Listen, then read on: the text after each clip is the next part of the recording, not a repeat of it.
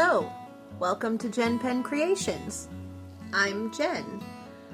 Today I want to talk about something fun. I want to talk about games and gaming and what that means to me and how it's affected my life, because I'm gonna tell you, I'm a huge gamer. I have been since I was very, very, very, very small, when the only games in my life came from a packet of cards or a box with a board and pieces and dice. We're going to talk about gaming and how it's affected our lives. Well, at least mine, anyway. So stay with me and I'll get right to it.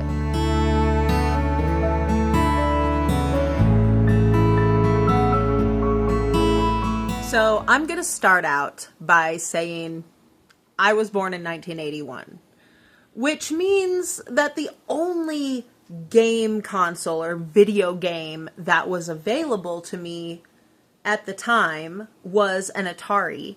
And that would have been if my parents bought me one, which did not happen.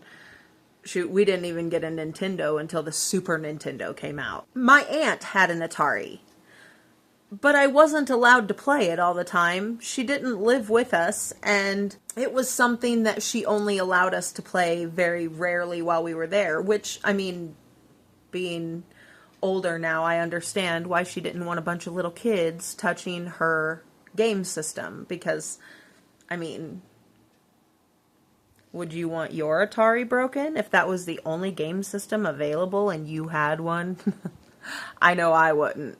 So I got it. I understood that. But I was able to play sometimes, and I loved it when I was allowed to play the Atari. I liked Pong, but Galaga was my favorite. I liked being that little ship at the bottom of the screen. Pew, pew, pew, pew, pew. And then you can, like, be captured by the guy, and then once you kill that guy, you get your ship comes down. Now you have two ships at the bottom of the screen. Pew, pew, pewing. Yeah. That was my favorite stuff when I actually got a chance to play. But my favorite games were board games when I was a kid. I loved board games. All the board games. Every board game. I know me and my sisters had a whole lot of board games. A lot of them were gotten for us at like yard sales and stuff. A bunch of them were missing pieces, and we like made our own little pieces out of paper, cardboard, Barbie shoes. I mean, anything. You make your own game board pieces out of anything, really, and we did that just so that we could play our board games. And I love them. I love gaming. Gaming has been a big part of my life. And as I got older and more types of games came out and became available, like video games became prominently available while I was growing up.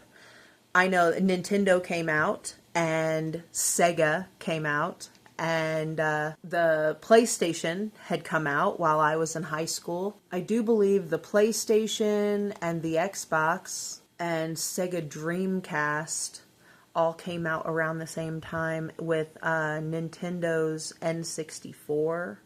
I think all came out about that same time. I was in high school then. Games weren't really that big of a deal yet in like culture and society. They were becoming there. They were getting there. But today, gaming is very dominant. Like, everybody is a gamer these days. Even if you're 83 with a cell phone, you usually play a word game or two. Some people play lots of games. Some people play a few games, but everybody plays games. Whether it's on your phone, on your laptop, on your game console, on your computer at work, everybody plays games somewhere, somehow in their life. Gaming is just a part of the human experience right now.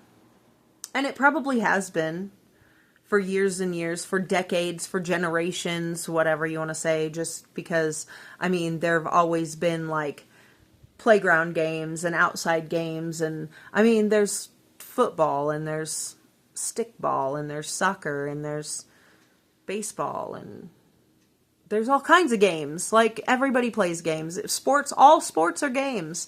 It's all fun and games. But I've noticed that gaming has changed. It has, become a mind of its own. Maybe like a whole entity of its own.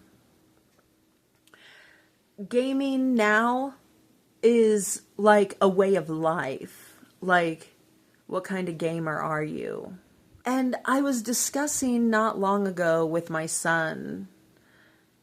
We were talking about a game online that we both play together. Some players in the game, because you're playing online, some players are just rude assholes. And, you know, there's no need for that. But people show you who they are when they have a big open world with literally no rules or consequences to being a dick to somebody. So that's where you find out who people really are in this world. And a lot of people are just assholes. So then it makes the game not so fun, you know? And we were talking about that, about how you have to just quit or go to another server, and if it keeps happening on another server, you have to just quit playing the game altogether. And that just makes it not fun for anybody. Like, why do you have to be a dick and make games not fun? I think that those people just are trying to make life fun for them by tearing other people down. I mean, I guess that's how bullies are, right? Like, that's how the school bullies were on the playground in classrooms. Oh, it was bad in a couple of my classrooms in junior high school. Bullying was bad. But we're not going to get into that today. We're talking about games and the idea of gaming. And for me, personally, this is obviously all just my opinion. I'm no expert on anything. I've just lived 44 years. So this is just my 44-year opinion, observation, hypothesis, whatever you want to call it. And I think that games and gaming is meant to be fun and relaxing. And when the game stops being fun is when we need to shut it off. I have observed that there are many people who get frustrated and angry with a game, and they will break things. They'll break the TV. They'll break their phone. They'll throw things. They'll break desks. They'll break valuables. They'll break everything. Like, I've seen it. I've observed it. And it's quite disturbing, actually. If you let a game get you to that point, what was the point in playing the game in the first place? Games are supposed to relax us and entertain us, make us happy. That's what entertainment is, right? It's like it's something cool and exciting, and it brings an element of kind of happiness, joy to our lives. Like, I know that there's like, you know, movies and stuff is all entertainment. And I know that there are like horror movies and horror games and stuff like that. But I've always been a huge fan of horror movies and horror games. I have a lot of fun when I'm playing them or when I'm watching them. They get me all excited and I'm on the edge of my seat. So I'm thinking that, you know, yeah, there's that, but it doesn't make you angry. It doesn't piss you off to the point where you're breaking your shit. Why are you breaking your stuff over a stupid game? I mean, I remember people telling other people to delete their characters and kill themselves because they played a terrible tank or something. Like, what the heck, dude? Nobody needs to just delete all their characters and go kill themselves because they're learning how to create a tank character and something just didn't work out that round. Why are we taking this gaming stuff so seriously? It's a fucking game. Games are here to relax us, entertain us, and make us happy. And I don't quite, maybe it's just me, but I don't understand gaming for any other reason. I've seen Dark Souls, Elden Ring. I've seen games like those, and I've seen those games be played. I've watched a lot of videos of people playing those games, and I'm just going to say, the only reason you play a game like that is because you hate yourself, and you are trying to drive yourself insane and mad and angry. Like, why are you trying to make yourself mad? Like, that game is going to piss you off. It's going to. Like, if you've ever seen the play of those games, they're going to piss you off. It's there to make you angry. And to me, that game doesn't make sense. That's an oxymoron. Games that make you angry, that's a huge oxymoron, and it doesn't quite make logical sense in my brain why you would play a game like that, because games are supposed to be entertaining, relaxing, and fun. Actually, that kind of brings me to Super Mario Maker. I love Mario games. Mario games are just brilliant. I think that they're brilliant, absolutely, because they keep you engaged, they're super fun, they're super entertaining, and they don't make you hate your life. Not usually. Like, maybe once you get to Bowser, you might have to play a level several times to figure it out, or to get past that one little trick thing or whatever. But have you ever played Super Mario Maker online? Like, any of those worlds that have been created by other people that just, you have to have perfect exact timing or you're dying over and over and over and over and over and over and over again. Like, they're the ones that are like super impossible to do. Like, why are you punching yourself in the crotch over and over and over and over and over again and expecting to have a good day? I don't see that. I don't understand. Those are the worlds that Nintendo will let stay on their network for like maybe a week or so, maybe a month even. You might get a couple months out of your game, out of your level being uploaded. But those aren't the ones that are going to stay there for years. The ones that are going to stay there for years are the ones that actually entertain people. Make them happy, make them want to play more.